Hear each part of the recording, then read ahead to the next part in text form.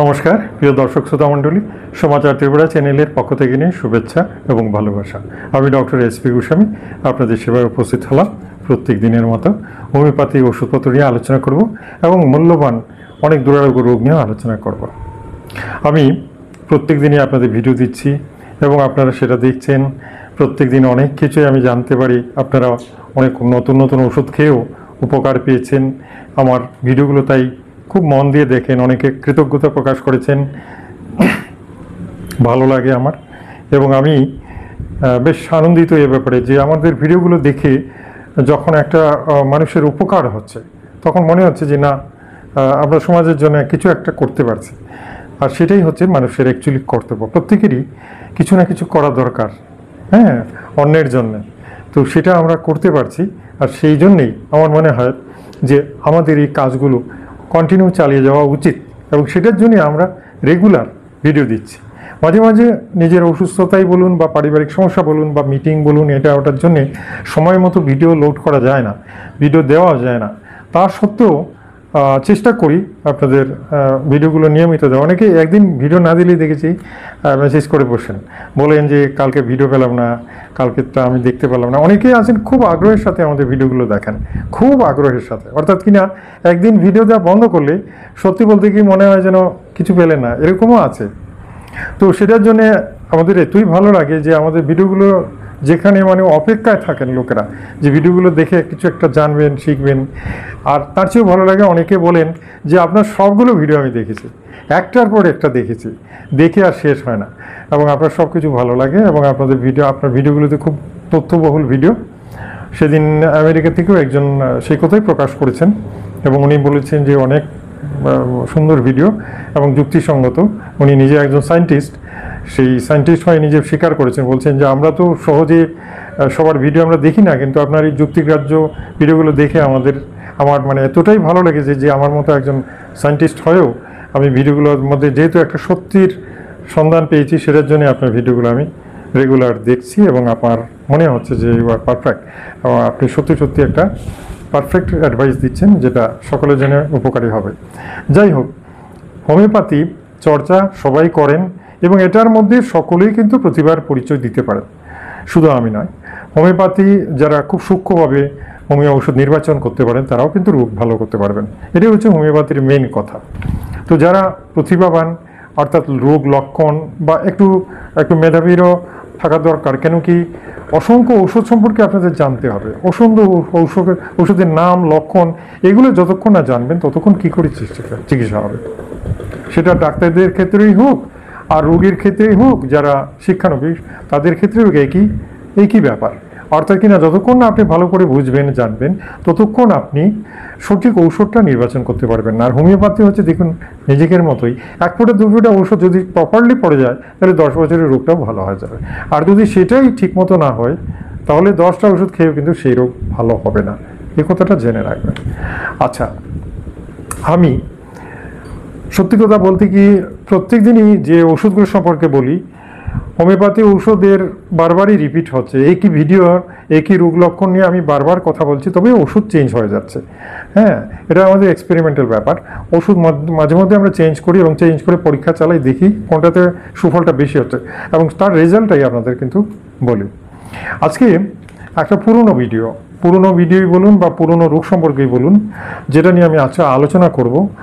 হ্যাঁ, এবং সেটা কি ওষুধ সেটা আগেও আলোচনা হয়েছে, তবে আজকে ওই যে বললাম না, একই রবীন্দ্রসঙ্গীত বিভিন্ন শিল্পীর গলায় গাওয়া হয়, একটা সুর দেখতে শুনতে ভালো লাগে, ভীষণ ভালো লাগে। সেরকমই আজকের ভিডিওটা আপনাদের খুব মনোজ্ঞ হবে, অর্থাৎ ভালো লাগবে আমি জানি, কারণ আমি যে কথাগুলো বলবো সেগুলো খুব যুক্তিগ্রাহ্য কথা এবং সেটার জন্যে আপনারা দেখবেন আপনাদের মনের সাথে মিলে গেছে।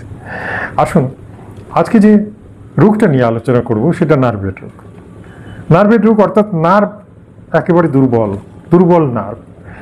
নার্ভ দুর্বল হলে কী কী লক্ষণ হয় সেটা নিয়ে একটু আলোচনা করে নেয়। প্রথম কথাই হচ্ছে, যখনই আপনার নার্ভ উইক হয়ে যাবে, নার্ভ কেন উইক হয় সেটা পরে বলবো। নার্ভ যখন উইক হয়ে যায় তখন দেখবেন, প্রথম কথা হচ্ছে আপনি সোজা হয়ে হাঁটছেন, ওখানে বসছেন, দেখবেন দোকানে বসেছেন, আপনার মনে হচ্ছে শুয়ে পড়ি। এখানে একটা বিছনা থাকলে মাথাটা এলিয়ে দিই। অর্থাৎ মাথাটা খাড়া রাখা, সোজা রাখা, এটাও একটা নার্ভ মানে সতেজ না থাকার একটা প্রথম লক্ষণ, বুঝতে পারছেন তো। দ্বিতীয় হচ্ছে ঘুম ঘুম মনে হচ্ছে, বাট ঘুমালে ঘুম হচ্ছে না, এটা হচ্ছে বড় ব্যাপার। মানে মনে হচ্ছে প্রচণ্ড অবসাদ, যেটাকে অবসাদ বলা হয়, প্রচণ্ড অবসাদ, অর্থাৎ মনে হচ্ছে যে আমি বিছানায় পড়লে এখন প্রচুর ঘুম হবে। তো সেই ভেবে মস্তিষ্ক যেহেতু উইক হয়ে গেছে, আপনি বালিশে মাথা রাখলে কিন্তু ঘুম তো হচ্ছে না, মাথা রাখার পরেও দেখা যাচ্ছে অবসাদ, অর্থাৎ ঘুমও লাগছে না, অথচ অবসাদ ভাবটাও যাচ্ছে না, বুঝতে পারছেন। এই হচ্ছে নার্ভের রোগের কিছু কিছু লক্ষণ। আরেকটা লক্ষণ হচ্ছে নার্ভ ফেলিয়ার, অর্থাৎ কি না হাঁটছেন হঠাৎ মনে হচ্ছে নার্ভটা এতই দুর্বল যে মাথা ঘুরে পড়ে যাবে, নাকি ফিট হয়ে যাব, নাকি মানে কি যে মনে হচ্ছে মাথাটা খাড়া রাখা যাচ্ছে না, মনে হচ্ছে অসুস্থ লাগছে, মনে হচ্ছে আমি বুঝে পড়ে যাব, একটা কিছু হয়ে যাবে, মানে নার্ভ এতটাই দুর্বল, নার্ভের দুর্বলতা। তো বিভিন্ন কারণে এগুলো হয়ে থাকে। পুরুষদের যদি হয় তাহলে আমরা বলবো পুরুষদের সেক্সুয়াল ব্যাপার থেকে এই ব্যাপারটা দেখা গেছে সবচেয়ে বেশি, নার্ভের দুর্বলতা প্রধান কারণই এটা। হ্যাঁ, যারা অতিরিক্ত বীর্যক্ষরণ করেন, মহিলাদের সাথে বেশি মেলামেশা করেন, তাদের নার্ভ অকেজ হতে দেখা গেছে সবচেয়ে বেশি, এবং তারা এই রোগটিতে ভোগেন বেশি। দ্বিতীয় হচ্ছে যারা সুগারের পেশেন্ট, সুগারে নার্ভের উপরে প্রচণ্ড প্রতিক্রিয়া হয় এবং সেটাতে প্রচণ্ড অবসাদ তৈরি হতে পারে। অতিরিক্ত মেটফর্মিন ট্যাবলেট খাওয়া, সেটা থেকেও যেটা হয়ে থাকে, হ্যাঁ, হাইপোগ্লাইসেমিয়া যেটা হয়ে থাকে, সেটাও নার্ভ ফেলিয়ারের একটা লক্ষণ বলে মনে হয়।